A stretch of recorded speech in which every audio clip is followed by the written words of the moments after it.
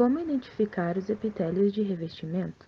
Vale lembrar que os 4 tecidos fundamentais são tecido epitelial, tecido conjuntivo, tecido muscular e tecido nervoso. O tecido epitelial é responsável pelo revestimento externo do corpo, revestimento das cavidades dos órgãos ocos e formação das glândulas. É originário de todos os folhetos embrionários. Características do tecido epitelial. Suas células são mantidas justapostas, ou seja, células unidas. Todas as células são sustentadas por proteínas que formam a membrana basal. Todo epitélio é avascularizado, ou seja, não existe vasos sanguíneos. Todo epitélio é polarizado, ou seja, um lado não é igual ao outro.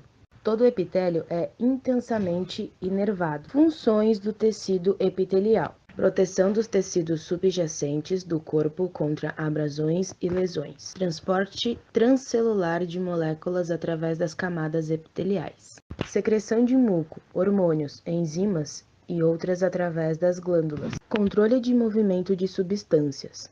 Permeabilidade seletiva através das junções celulares. Percepção de sensações. Tecidos epiteliais podem ser neuroepitélio, epitélio glandular, epitélio de revestimento. Neste vídeo, vamos explicar um pouco mais sobre o epitélio de revestimento. Os epitélios de revestimento são classificados pelo seu número de camadas de células e morfologia das mais superficiais. Número de camadas. Epitélio simples é formado por apenas uma camada de células. Epitélio estratificado é formado por várias camadas de células. Morfologia das células mais superficiais. Pavimentoso apresenta uma altura menor que a largura e o núcleo achatado. No estratificado, o pavimentoso pode ser com queratina e sem queratina. Cúbicas apresentam a altura igual à largura e o núcleo redondo.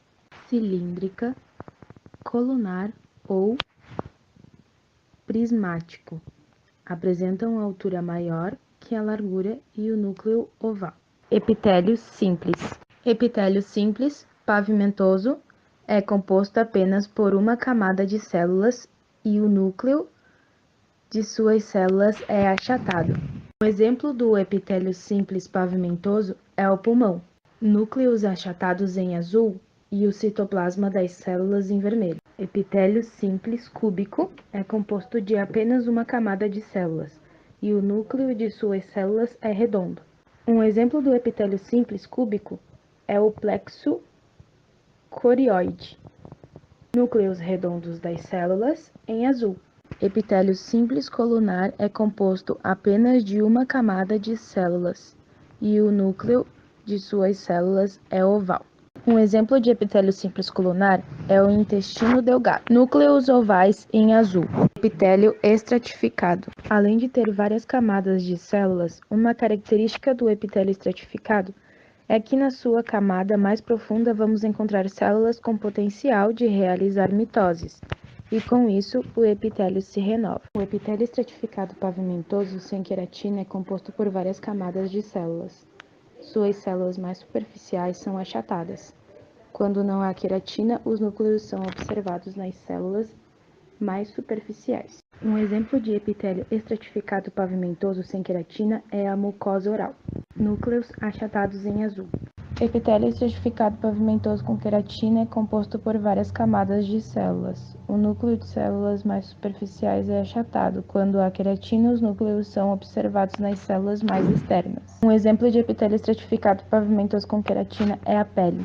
Núcleos achatados em azul e queratina em verde. Epitélio estratificado colunar é composto por várias camadas de células e o núcleo das células mais superficiais é oval. O epitélio estratificado cúbico é composto por várias camadas de células, e o núcleo das células mais superficiais é redondo. Tipos de epitélios que são exceções. O epitélio pseudoestratificado parece estratificado, mas não é. Pode ter estereocílios ou cílios. Um exemplo de epitélio pseudoestratificado é a traqueia. Núcleos em azul e cílios em vermelho. O epitélio de transição é um epitélio simples na microscopia de luz e na microscopia eletrônica demonstram a continuidade das células com a lâmina basal.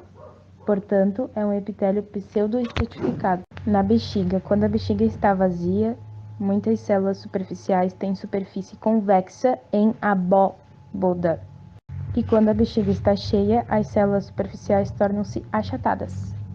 Dermatite atópica é a segunda alergia cutânea mais comum em cães. Atinge a epiderme, que é formada pelo epitélio estratificado pavimentoso com queratina, juntamente com a derme, que é o tecido conjuntivo propriamente dito. Pode ser de caráter sazonal, ou seja, se manifesta em determinadas épocas do ano.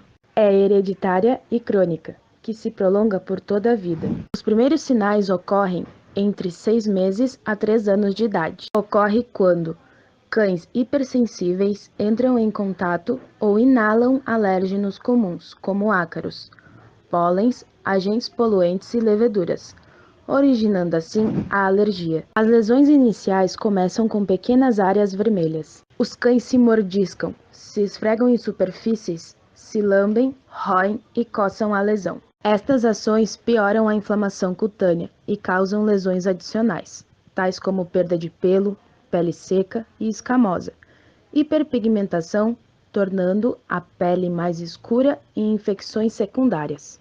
As lesões ocorrem principalmente nos seguintes pontos: face, pata, pregas da pele, axilas e virilhas.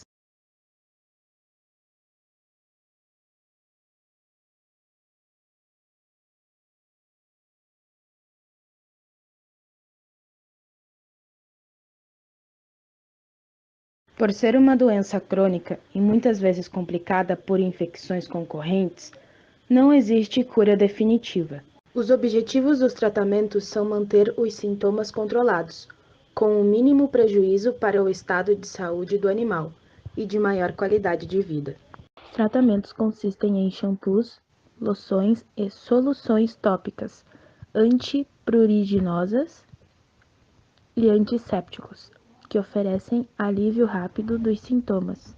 Às vezes é necessário o uso de outros produtos, tais como antibióticos e antifúngicos. É também essencial fazer um tratamento vigoroso contra pulgas e outros parasitas externos, a fim de prevenir as alergias, as pulgas e os outros danos, pois em um cão atópico, tudo que agrida a pele contribui para agravar a sua condição. Este vídeo foi feito pelas alunas do Centro Universitário da Serra Gaúcha, Maria Luísa Wenzon, Júlia Eduarda Machado e Maiara Toldo, acadêmicas de Medicina Veterinária, para atividade prática supervisionada, na matéria de Citologia, Embriologia e Histologia, com a professora Andréa Tavares.